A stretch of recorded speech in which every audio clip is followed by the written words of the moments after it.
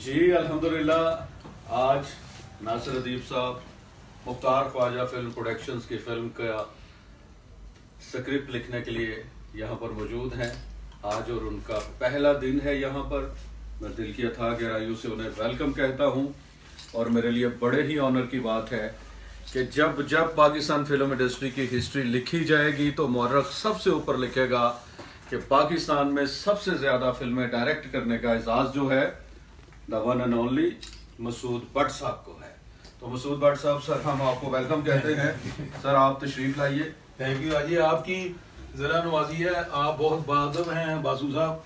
और मेरी बात याद रखिएगा कि जो अदब होता है ना उसको फल पर लगता है। अल्लाह ताला ने आपको लगाया और मज़ीद लगाएगा। मेरी दुआएं आपके साथ। जज़ाकल्लाह भट्ट साहब, जज़ाकल्लाह। आपके आने का शुक्रिया सर, मेहरबानी, बहुत मेहरबानी सर। जीते रहे।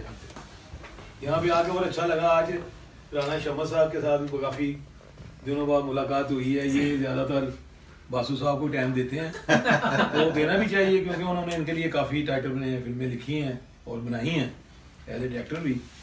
तो कोई बात नहीं है, एक ही बात है, बासु साहब ने बनाई, हमने बनाई। इंशाल्लाह आप भी बनाएंगे सर, आप भी एक दिन इनको इंशाल्लाह बिल्कुल बिल्कुल, मेरी ये ख्वाहिश है। और मेरी इनके साथ 90 की दोस्ती है।